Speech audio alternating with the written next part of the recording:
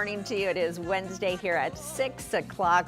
We're so happy you're waking up with us here on 13 Sunrise as we give you kind of almost what's developing as a foggy start here in Indianapolis. Fog, we know it's cold out there. It's been cold for a while. And so maybe if you don't want Chuck breaking your heart, close your ears for the next few minutes or so, because we are talking about some icky weather that is. La. You got to do that. Got to.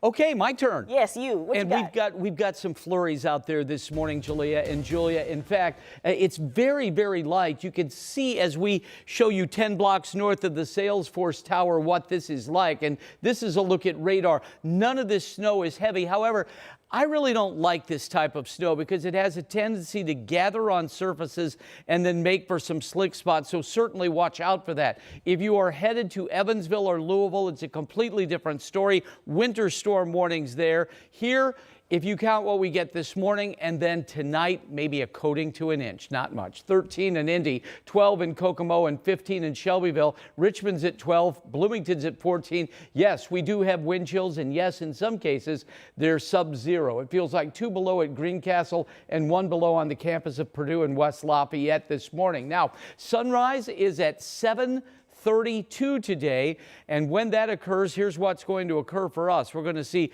cloud cover. I think a few peaks of sun, 16 degrees by 11 a.m. But then when the kids are coming home from school, when many of you are coming home from work, we'll start to see this snow. It's not going to be heavy. It's going to be steady. 22 for a high, and then that snow will start, I would say, 5 o'clock on. So widespread light snow tonight with about 1 inch by tomorrow in the immediate metro area. I'll show you the timeline on that and get you ready in a few minutes. We do need to take a look at traffic this morning, though, because we've got a lot going on, depending on where you are. In the immediate metro, the 465 belt this morning, I think looks pretty good. The area of Teal that you see here, this is where we're seeing some of this light snow flurry action stick to the roads. And because many of these roads are treated, the roads are wet this morning. However, you go south and then they become a little bit more snow-packed. This is a live look at US 41 in Ohio Street.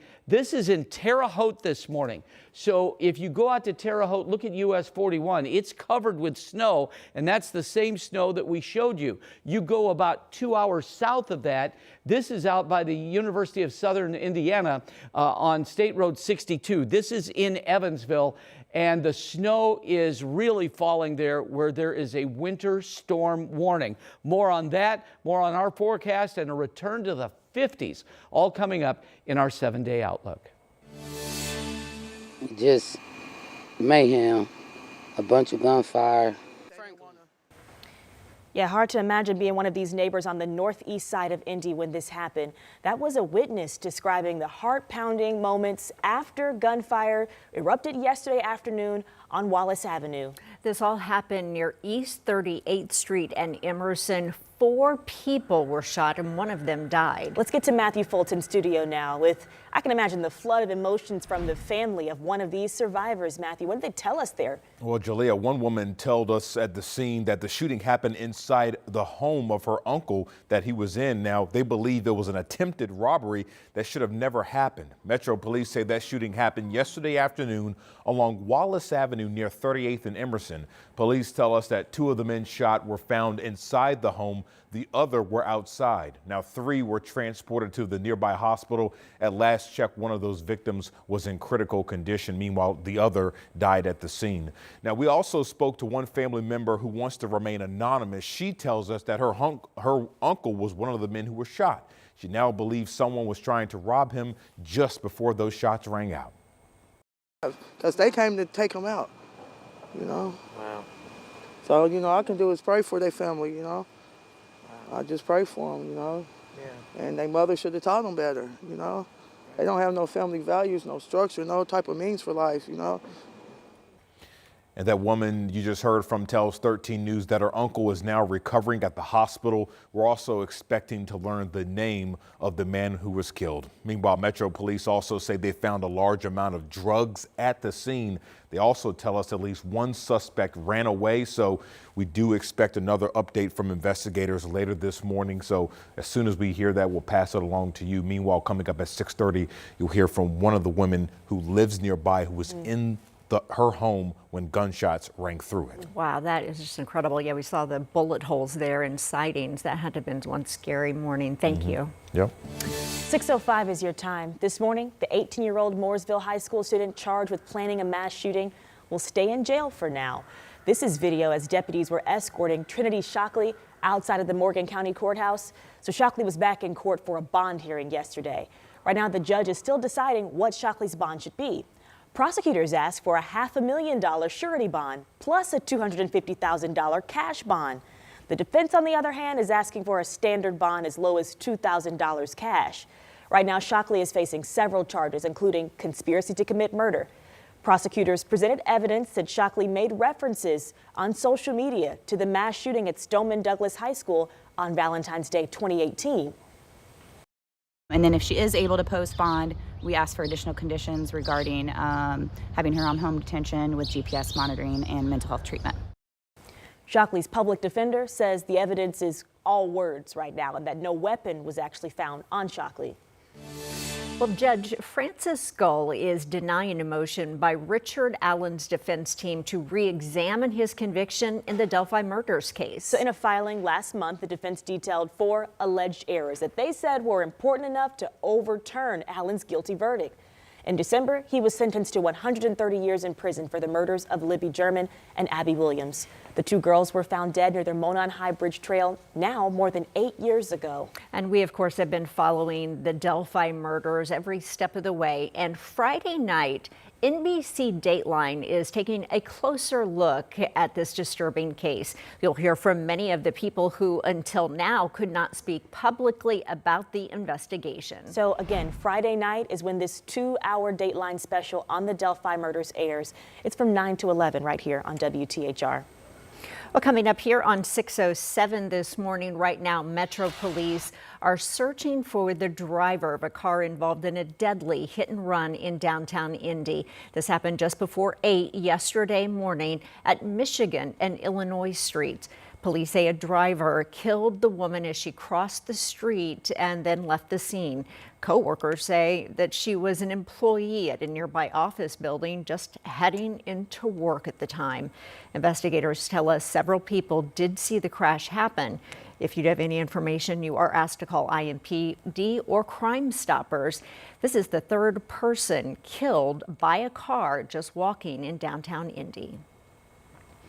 Well, right now, fire investigators are trying to determine the cause of a deadly house fire that happened in Anderson. Firefighters rushed to a home yesterday afternoon near Rabel in Nickel Avenue. When firefighters arrived, they learned that a 72-year-old man was still trapped inside the home. Fire crews later found that man in the kitchen. He didn't survive. Firefighters say his grandson was also inside the home but was able to make it out. To Noblesville now, where leaders there are considering a new housing development, and it is a big one. It could bring thousands of homes to the city. The Noblesville Area Plan Commission just gave unanimous support for this project. It's called Gatewood Lakes, and this development is expected to go before the full city council next week. The mayor now tells us that it would be the biggest residential project in the history of the city, going up between 146 and 156. More than 1,000 acres of living space, retail space, and green space too. So last night, the mayor talked about the next steps in this project and what this means for residents there. We need to take into consideration the folks that have lived here their entire life and what that does to them. So that's Mayor Chris Jensen, who says that this is a years in the making to actually bring it here, and it'll take years to build, possibly 7 to 10 years. So a long-term project, and we'll keep you posted on the progress.